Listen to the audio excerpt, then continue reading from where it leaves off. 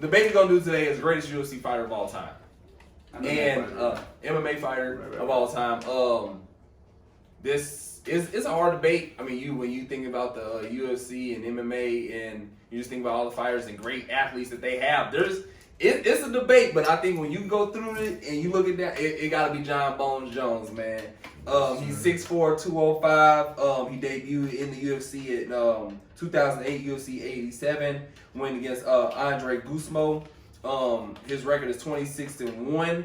His one loss was a disqualification with a legal elbow versus Matt Hamill. I think it's his name. Yeah, Matt the Hammer Hamill. Yeah, Matt Hamill. And fun fact, now I'll just bring that up. The only losses that are people that we picked were all to Matts. Matt Hamill, Matt Serra, and Matt Hughes. Yep. Those are the only three people to beat these. I'm not gonna reveal his guy yet, but only three people to beat him. I went to the UFC and checked out some of his striking stats. His striking accuracy is 58%. Grappling accuracy is 44%. His takedown defense is 95%, which I know a lot of people know. Like, he didn't get taken down his first, I think, like 5 years in the UFC, and he got taken down by was it Matt? It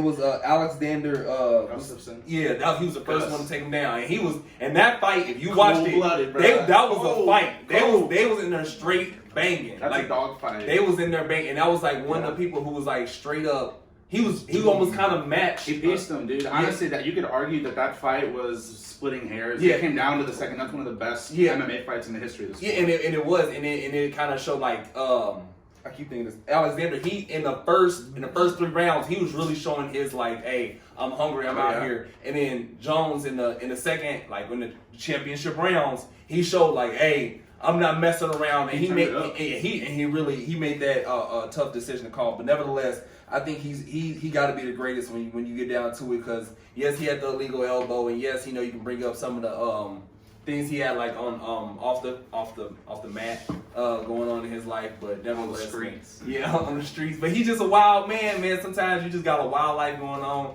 and that adds to your greatness. Sometimes you may need to just a little something that ain't always human. You know what I'm saying? Just a little something just to make you just way different than everybody else. So. That's a good case. I mean, it's splitting hairs. I know Jones. I mean, like, you can't really hate on Jones. Like, you could, like you said, to bring up this, the off the mat stuff. But I mean, we're splitting hairs here. I'm gonna have to go with GSP. It's just on your Mount Rushmore, and any way you split it, GSP's got to be up there. Your top 3. You would have to argue he's just he lost twice. He avenged them both. You had brought up early to Matt Hughes, which is also a Hall of Famer. Matt Serra, he lost to Hall of Famer. Didn't also, lose no bones. He didn't lose. He avenged both of them, and you could. I mean, like, the only close fight that I could think of thereafter would have to be later on Johnny Hendricks when he went on that little hiatus. Yeah. It was Hendricks, because he was having trouble submitting him, right? Because I know one of the things on GSP is that he didn't always like close out his fights. Some of them they kind of lasted a little longer, or they wasn't as dominant. You're like, dang, I mean, you should be like, you know what I'm saying, beating them down. But so I mean, he had 12 finishes. That went the distance. I think he's got 8 knockouts, 6 submissions. He's cold-blooded, but the thing is, you don't have to finish somebody all the time. Like, yes, I understand that's the most exciting. That's when people tune in. I'll bring that up in a minute, but I mean, more people watch GSP than your average Jones fight, and you can go through the whole run to the list. I mean, there was just pay-per-view numbers that back then, 10 years ago. I mean, they're 6 years apart in age, but we're talking about 2 different eras. We're talking about, the 2010s with John Jones being the most dominant. I would say the most dominant light heavyweight in UFC history by far. And then you would have to argue that, GSP is the welterweight, the best. But even you compare those 2 divisions, you want to see bigger men knock each other out. And you're there, and I totally get it. It's exciting to watch John Jones fight, but there's 3 big things that I think hold back John Jones from being the undisputed greatest of all time. Mind you, he's not retired yet. I think it's a little too soon to say that he is the greatest of all time for this athlete. No, I feel you. I feel you. But he's still got chapters left in his book. He's moving up to heavyweight. I commend him. I think that he should. I think him moving around weight classes is deserved. I mean, that's what. And it's versatile, and I like that. Like you said, I like when I see athletes and especially fighters, like I'm gonna go up a class. Okay, go ahead. Go ahead. Absolutely. It's easy to be the best man in one weight class, and I'm saying easy if you already are a professional athlete. Exactly. Yeah. We're not saying I'm not. We ain't doing none of that. No, if you already cold, then if you dominate, you dominate. But continue to challenge yourself. These guys are elite, and I think that GSP almost took 2 calendar years off where he didn't perform at a professional level at all. It was a hiatus. You could argue that it was, the Johnny Hendricks too close of a call fight where I could even honestly argue that Hendricks might have beaten GSP, but nevertheless, I'm not a professional. So it was scored what it was. But he ended up taking a hiatus, not because he had done such a bad performance, but because the UFC was trying to switch labeling partners with Reebok. He was getting sponsors from anybody and everybody. And that's, let's say, $2 million, $5 million you're never going to see again because you can only wear the Reebok logo. He came back and he beat a much heavier, much taller, more, now I wouldn't say seasoned, but just more, he was in it. He was actively fighting. Was Michael Bisping, who had just coming off of beating Anderson Silva, another top 5. Bisping was on a tear. He came back, dude, he took off 2 years, came back and pieced him up and tapped out Michael Bisping. He did, cold-blooded. And I like that he he legit came in and he finished the fight, especially after 2 years of hiatus. What would you just to bring up some things versus BJP? He fought him twice. It was.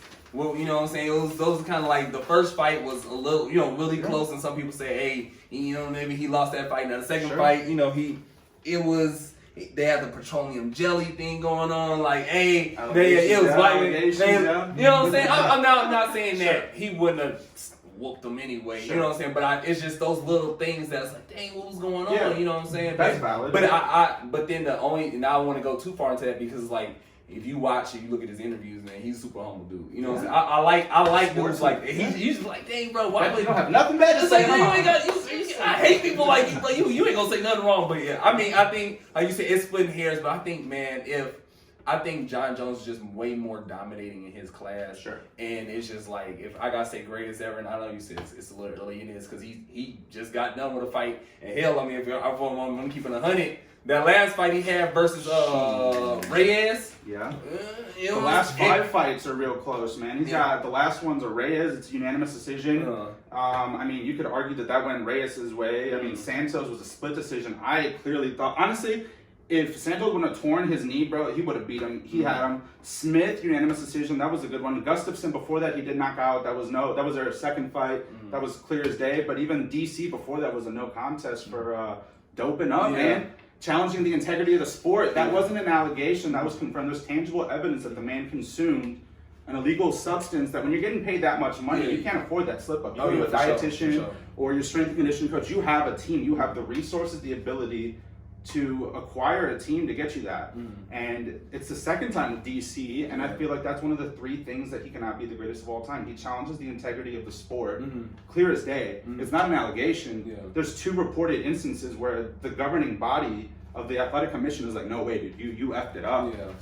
Between that, he's the number of fighters he's fought weren't in their prime as much as the GSP fighters had, and his conduct off the mat does matter. You're carrying yourself as a champion. You have to, you have to behave that way. There's just so many more where you said GSP is the sportsman. You know what I mean? And I understand. You can take a dog out of the fight, but you can't take the fight out of the dog. And the same thing, you could interchange that with streets. I get it. John Jones is cut from a different fabric, but they're both champions, and then it's legal trouble after you had already taken those substances. It just doesn't look good. Oh yeah, for sure. Don't get me wrong.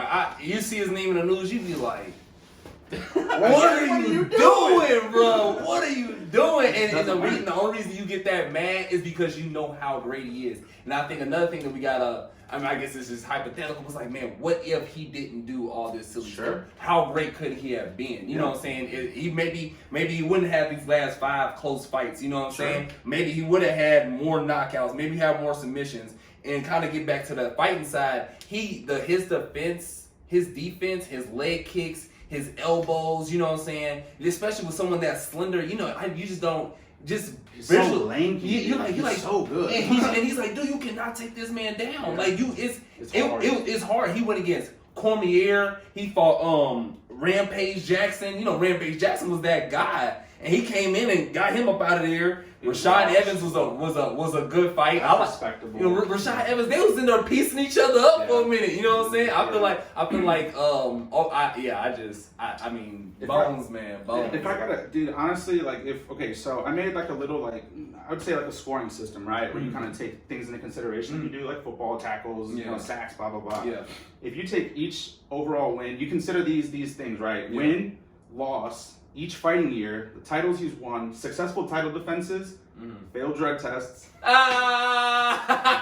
challenging the integrity of the sport, and longest win streak in career. GSP and actually Demetrius Johnson would tie out with 92 points, right, off of the scoring system that I can provide later here. But Khabib number 3, John Jones number 4. Like, mind you, these aren't scrubs. We're arguing greatest of all time. You know, like all these nobody's laughed at these comments yet because it's serious. But you know, you got Fedor, Anderson, we can get there. But like, if you take all these things into consideration, I mean, John Jones, if anything, a tip of the cap, he's at 88 points behind GSP at 92.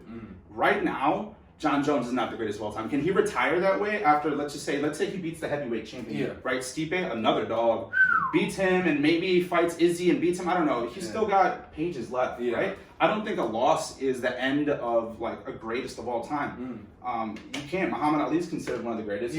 Mike Tyson, you know, like. I think it's the only thing is the only time the loss is really bad is the way you lose. Did you go out there? How did you go out? Yeah, did you go out there and get slipped? Like, or was it a dog fight and it just came down? Okay, we want to see that fight again. You know what I'm saying? Something like that. I mean, and we're definitely gonna put that scoring system up because that sounds dope. I definitely put because I'm that's what she said. Look, you hear me? Speaking of OnlyFans. Fix that, bro. I got a question too. Okay, I was gonna ask, man, where do y'all see his his off away from the mat actions to his detriment? Like, what does that speak to when there's reports of him not even taking fight serious like the Gustafsson fight the first one? He said he didn't even train for that one. And that's it's 2 weeks out. And it's crazy. Do you think that speaks more to Phil not reached potential yet, or is it like? Well, I'll go. Yeah, I'll go. Let me go. Yeah. So I'll say, it shows how great he is physically, just a natural gift. Like he was just.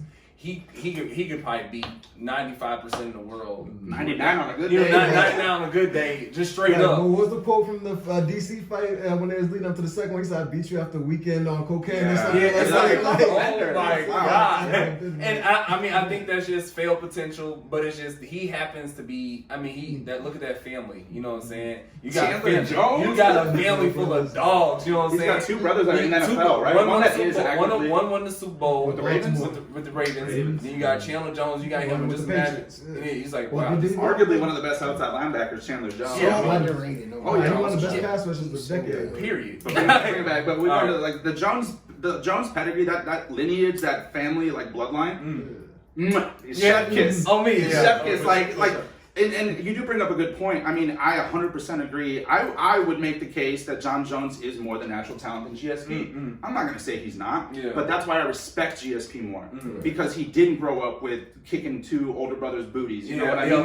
It's that's not a knock against John Jones, but I respect GSP more because I feel it. Yeah, because it wasn't like you didn't roll out of bed just.